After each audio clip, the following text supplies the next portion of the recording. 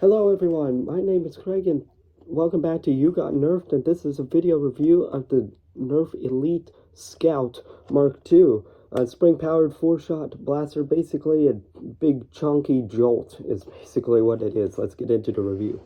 Starting out with a blaster overview, starting up front, there is no end strike barrel lug. Getting to the cylinder, this blaster is cylinder fronted, it is front loaded. This cylinder does not pop out, nor does it detach. You'll just simply front load like this. Capacity of this blaster is 4 rounds. Getting up front, there is a little sight up front. Again, not going to really help you aim. It's a Nerf blaster. They tend to not work that well. Getting up front, there is very small, but there is a tactical rail up front. Dig the tactics Hasbro.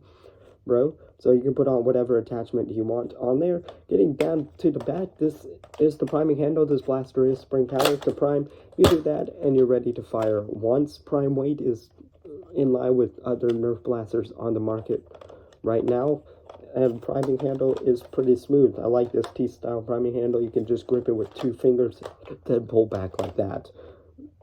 Doesn't really hinder the comfort or anything with it. Pretty simple and easy to use priming handle. Getting down to the grip is, I wouldn't say proportional, but it does work with the blaster, but it is pretty comfortable too. I do like that they do have the handle guard here, and it's not really in with the trigger mechanism. That usually leads to a lot of like cramping up in here. I still think that this is an unnecessary piece of plastic, and so is like up here.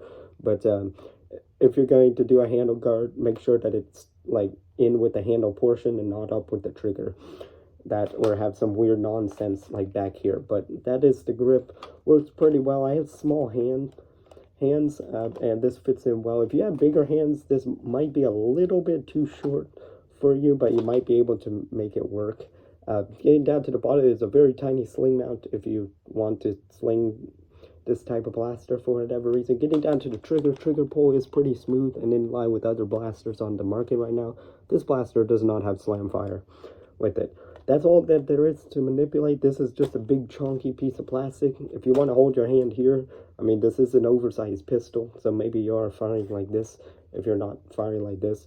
Quite honestly, to note on this, I think that is just a big old waste of space. If you literally just cut off from here down and here and maybe shove up some of this up a little bit, it would be a lot better. I think that there's just plastic here that it's just mainly cosmetic and doesn't need to be there,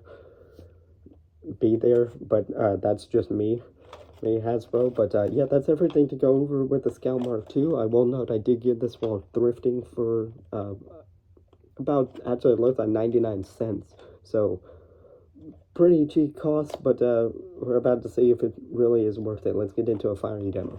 Starting out, Nerf Elite darts.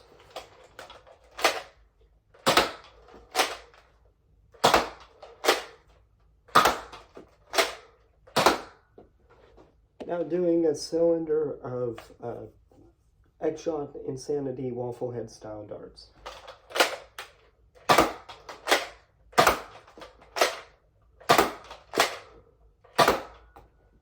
Firing analysis and conclusion of the Scout Mark II. It fired pretty well, actually.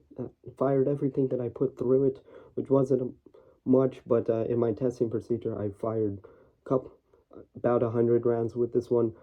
I didn't want to fire a couple hundred rounds with this one. That got a little bit boring, but fired them very, very well. Chrono velocity, I had to look this one up because I actually did get a new chronograph, but I haven't set it up yet. So chrono average from other sources that I got about 62 feet per second, which is below the average what we can expect from most Nerf primaries for the market. But this is like a backup blaster slash like secondary blaster. It's not supposed to be shooting 70 FPS, but 62 still for like a backup, even a secondary blaster, is actually pretty decent, I would think, with it. So a little bit lower velocity than like the primaries, but definitely in line with the secondary role that it's trying to do. No jams or malfunctions with the blaster. Pretty simple that it fired with it. The X-Shot darts had, again, a little bit more velocity as as always with them. I like those darts. Definitely check out X-Shot Insanity line and those type of darts as well. So works pretty well. My thoughts on this blaster is pretty positive, but getting into my personal opinion, and then we'll continue on with some other things with it. I personally don't really see a place for this type of blaster. I'm confused as to if it's trying to act as a secondary blaster or an emergency blaster. This is almost really, this big of a size is really screaming secondary to me, like a disruptor or something, disruptor strong arm, like a sidearm type of thing. There's like primaries, your secondary or sidearm, and then there's backup pistol. So if you want in context what I mean, like primary, like for example a strife or a rapid strike as your primary, or some other spring primary, a secondary or a sidearm blaster, like in case of that primary goes down or something like that, like a strong arm disruptor, something like that, that's a sidearm or a secondary blaster. Then there's emergency blasters for that, like a Jolt or a Triad. Those are emergency blasters. They're small, they can be carried away and whipped out whenever you need them for that purpose, and usually they have lower capacity. This one is pretty much teetering in between two of those. I would almost say this is more of a sidearm type of blaster, but it's small enough that it might be considered an emergency blaster. So it's fitting both of those two roles, but either role, I don't really think that this is still a practical one practical blaster for either one of those roles.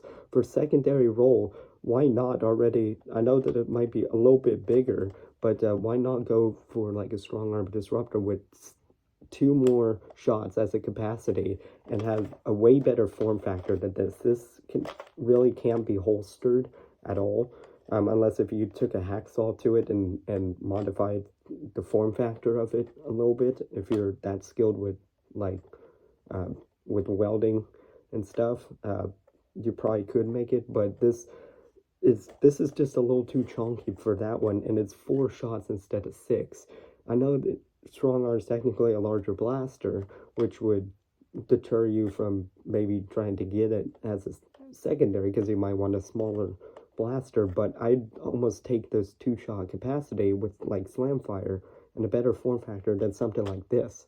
And for a backup blaster, this is, I think, is just way too big. I'd want something that's somewhat concealable with it, even though it's something like a Triad is a little bit chunky with it. It still technically can be pretty well concealed. With the backup blasters, you generally don't like carry it on a holster or something like that. They're usually tucked away, and when your primary and secondary go down, you can whip that out, or for any other situations you might need a quick shot. That's what the backup blaster is for. This one, just I think really the big con about this one is that it's literally just a big 4-shot Jolt, right?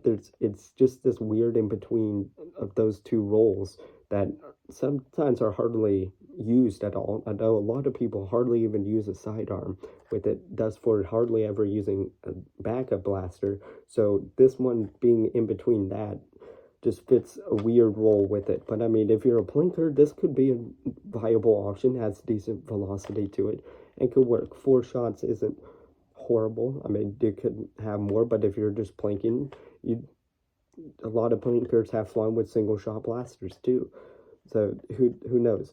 I just really think that my biggest gripe about this is there's already better stuff for the role that it's trying to provide, and it's just the form factor is just not right. If you're going to do something small like this, actually the Dartstorm Covert or whatever blaster that one was that I reviewed, check that out on my channel, was a 4-shot blaster, but it had, I think, a little bit better form factor than what this is.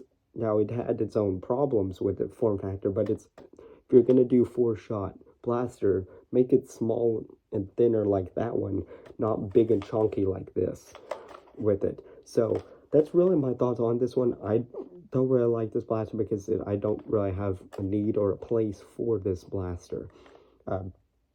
I'm generally not a plinker. I mean, I'm buying Nerf blasters for just the sake of reviewing, but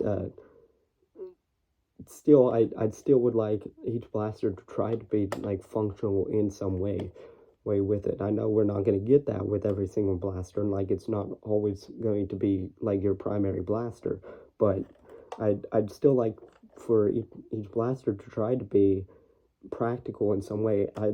I think this does what it's supposed to do, but I just don't think that it's a practical option unless if you're a plinker or a collector or something like that. With it, I don't really see why you would choose this blaster over something else. I would even downgrade to 3 shots for a more reliable and concealment thing with a triad or a trio rather than this blaster.